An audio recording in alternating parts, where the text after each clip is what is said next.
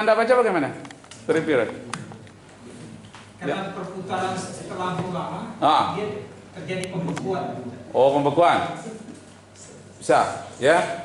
Yang membeku itu apa? Apparent artinya atom-atom yang ada di dalamnya. Atom itu terdiri dari proton, neutron, dan elektron yang bergerak mengelilingi inti atom. Jadi di dalam asap-asap tadi itu betul ada atom-atom kecil. Atom itu bentuknya seperti ini, kecil. Ini namanya foton. Ya. Bagus sekali.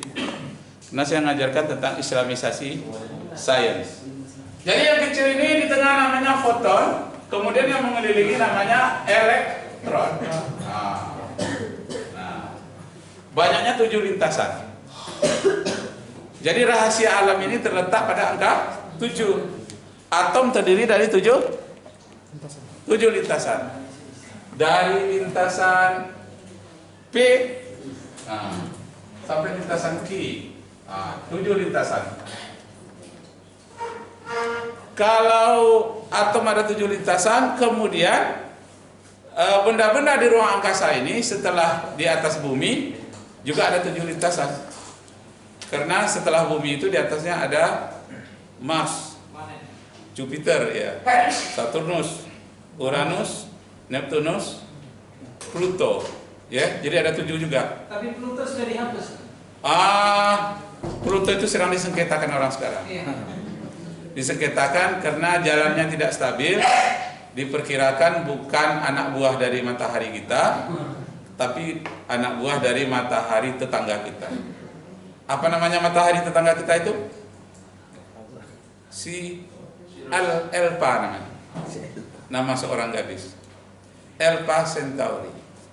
Jadi di sebalik matahari kita, matahari, ada matahari lain.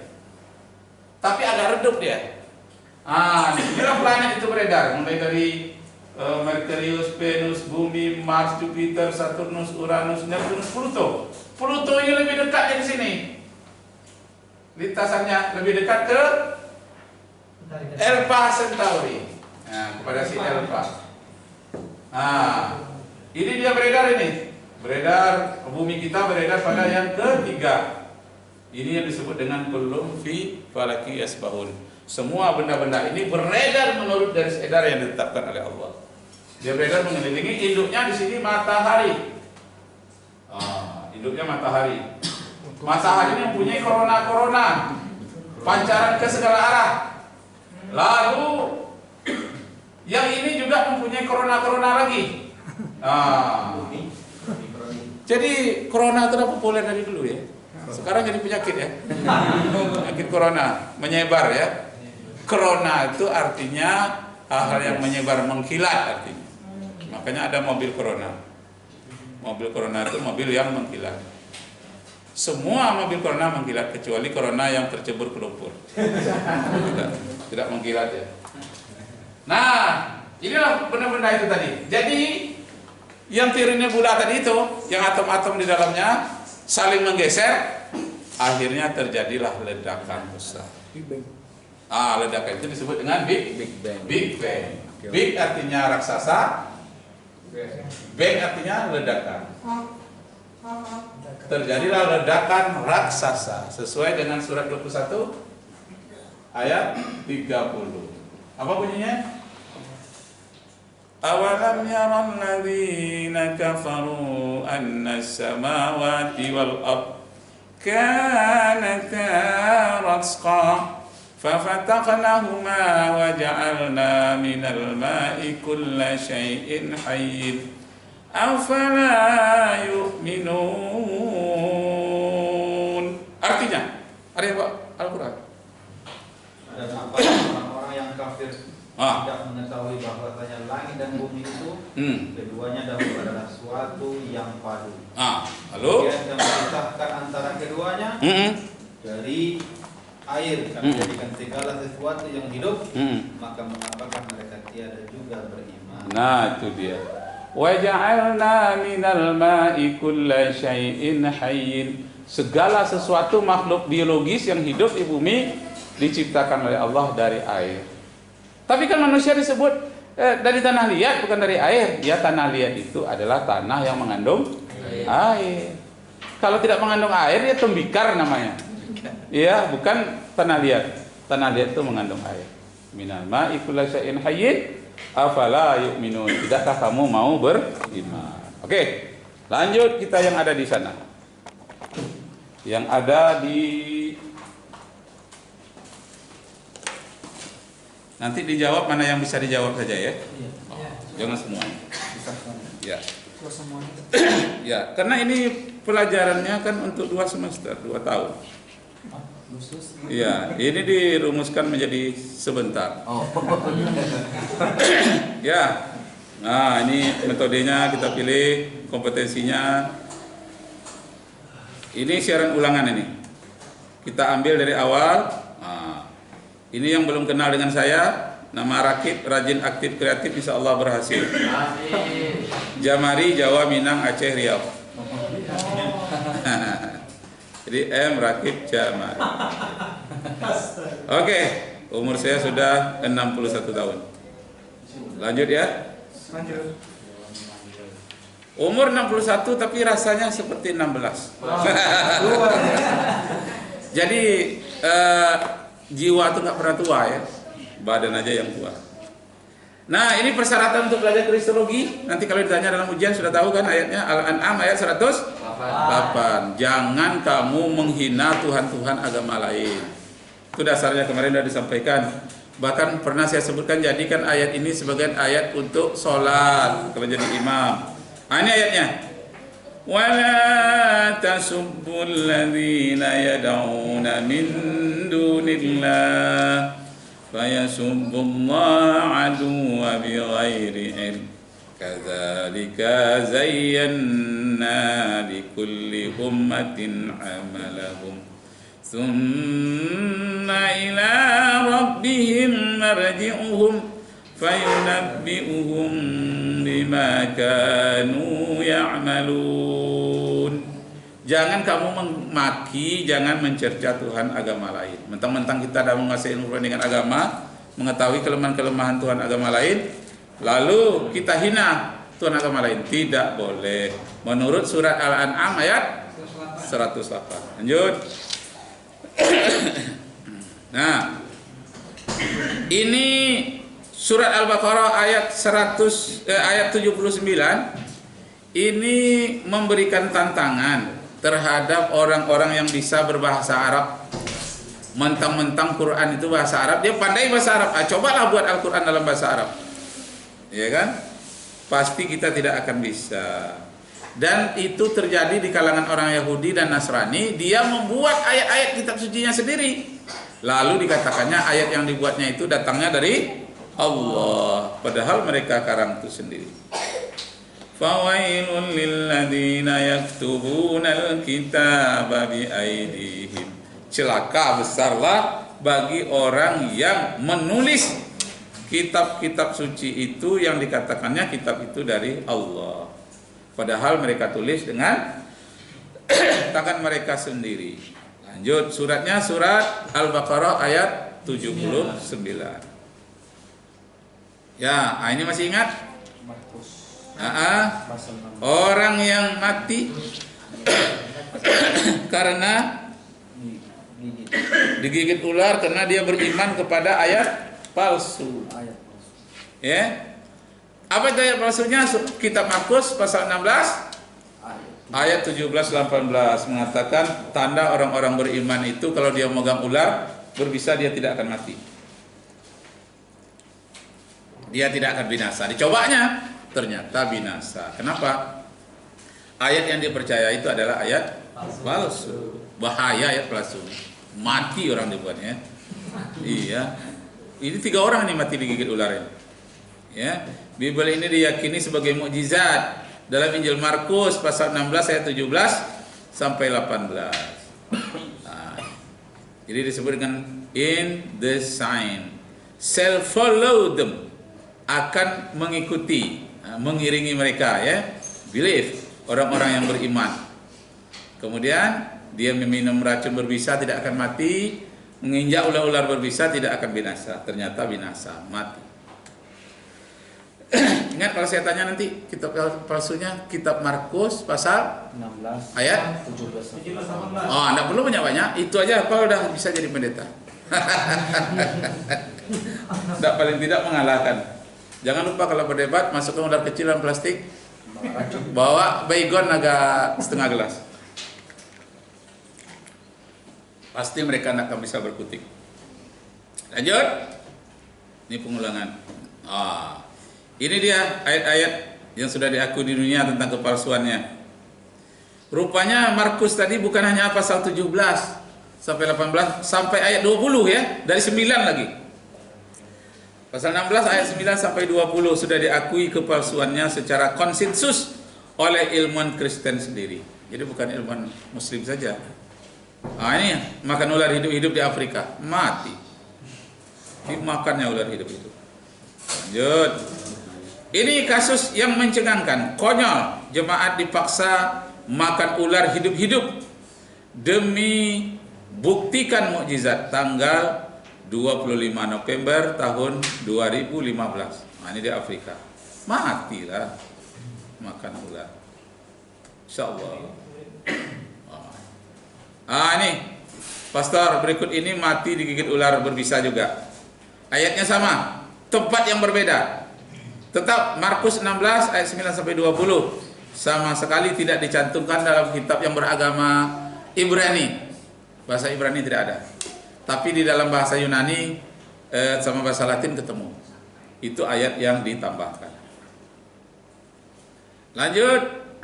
Itu dia. Apa itu ayat palsu? Ini disebutkan lagi kitab Matius 28 ayat 19. Tentang sebarkanlah Injil ke seluruh makhluk.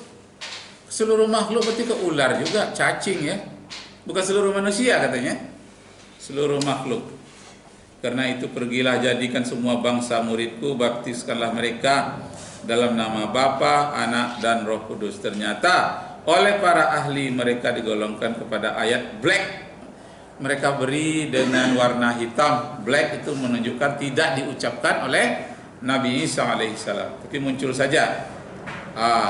Ingat tuh kitab Matius pasal 19. Itulah alasan mereka menyebar ke seluruh dunia untuk memurtadkan umat Islam di mana-mana. Itu alasannya. Padahal itu ayat palsu. Tolong dikuasai itu. Macam-macam metode mengajar kristologi.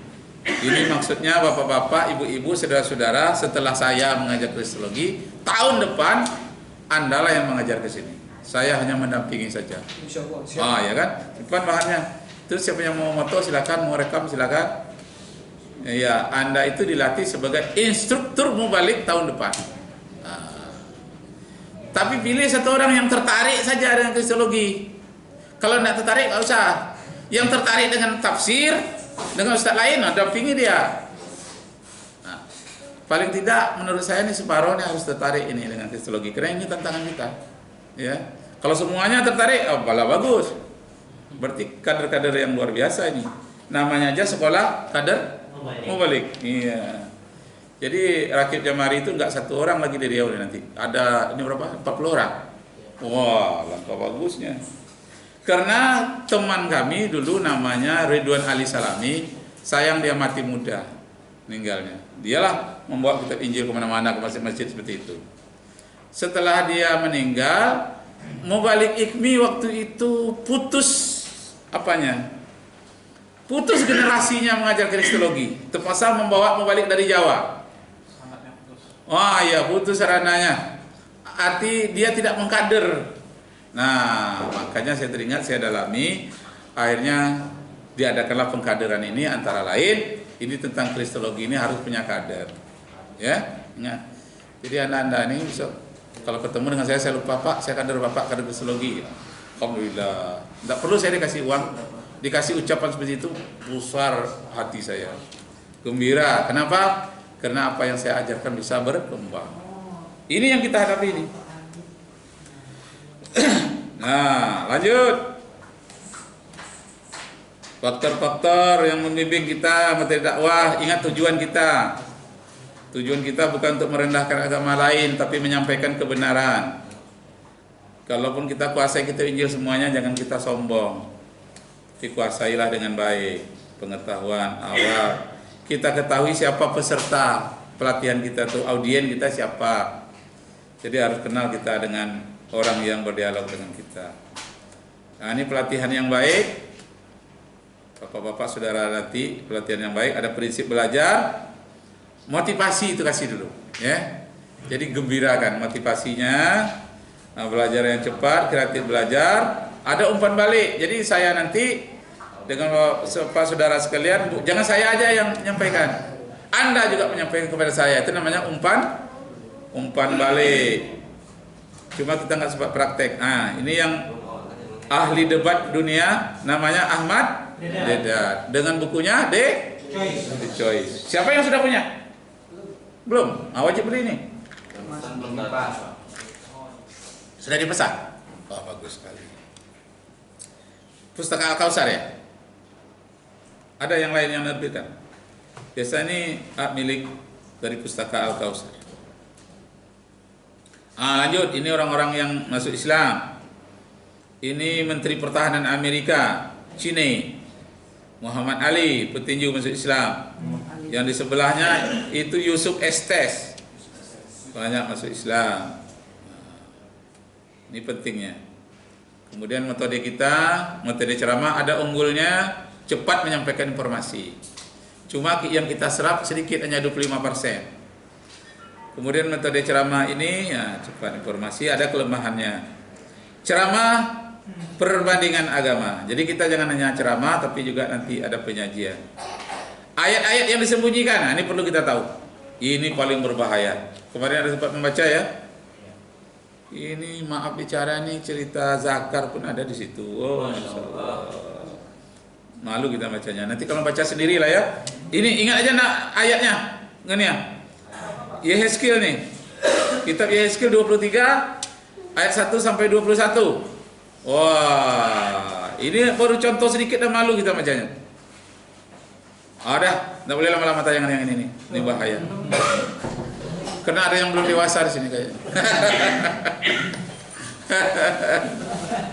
Kalau ada dewasa semua boleh. Oke, ayat-ayat yang tidak sopan. Ini dia. Keunggulan Al-Quran, tidak ada ayat-ayatnya yang tidak sopan. Kalaupun harus menyebutkan tentang pergaulan suami istri, itu dipakai perumpamaan, pakai kiasan. Kalau Bible tidak. Langkah-langkah menguasainya, ini apa ayat tadi itu? Surat 5 ayat 51, itu yang menjatuhkan Ahok. Ya kan? Tidak boleh mengambil pemimpin orang kafir. Nah, tuh harus hafal, jadikan ayat salat. Surat Al-Maidah surat 5 ayat 100 ayat 51, kemudian ayat 116 dengan 117. Itu menceritakan tentang Nabi Isa besok dipanggil di akhirat oleh Allah. Hei Isa, pernah engkau mengatakan dirimu Tuhan kepada manusia? Pernah engkau mengatakan ibumu itu Tuhan? Tidak ya Allah. Ingat itu. Surat Al-Maidah ayat 116 dan 117. Surat 61 ayat 6, surat As-Saffat itu. Wa isqala Isa bin Maryam, ya bani Israel, inni rasulullahi ilaikum musaddiqan lima baina yadayya ila akhiri.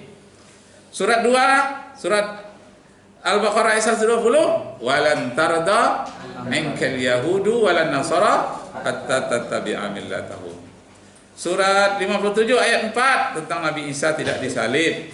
Surat 3 ayat 19 ayat 85, innad dina indallahil Islam ayat 19. Ayat 85, wa may yabtaghi ghairal islami dinan falan yuqbala minhu wa huwa fil akhirati minal khasirin. Tidak banyak ayat harus dikuasai.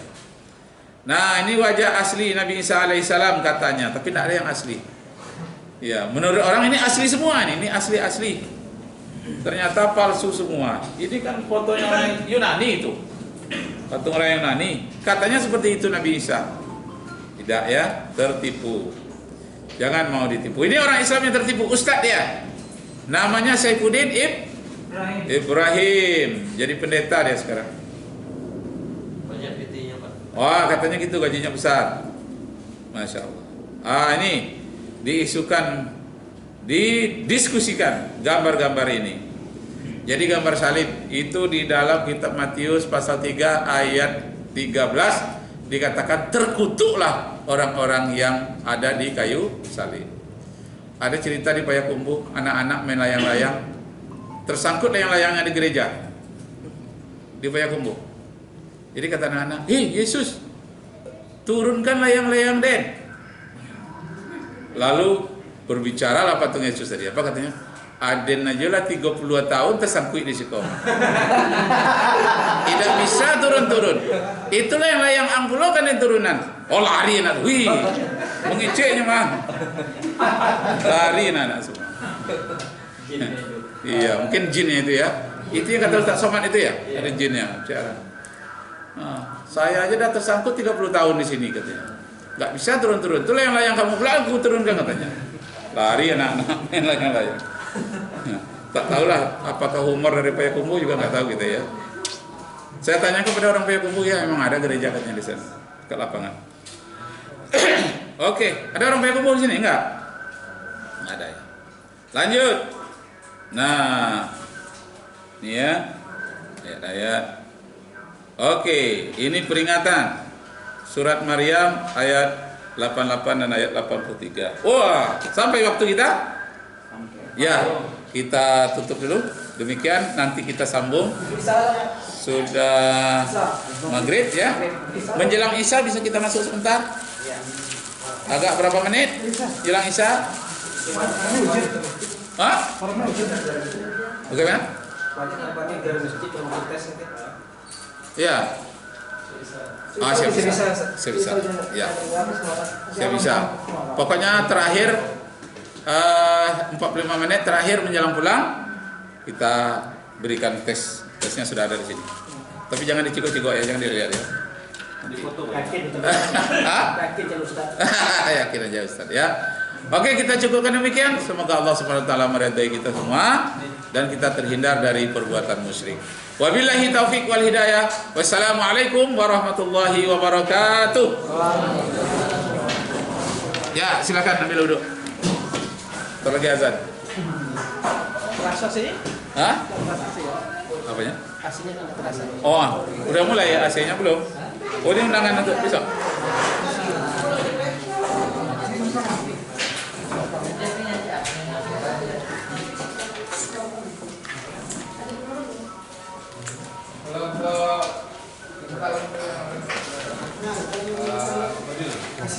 Allah. Oh ya. Jadi kita masuk lagi.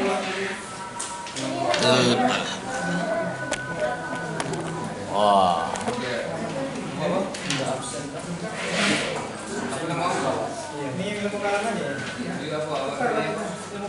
Sudah ada lihat di YouTube yang minggu lalu?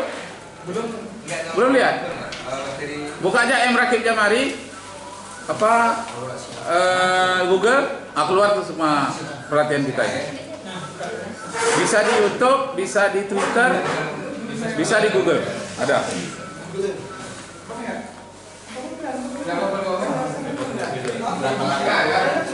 Tinggal nggak apa-apa ya? Aman ya? Gini, ya nggak apa-apa.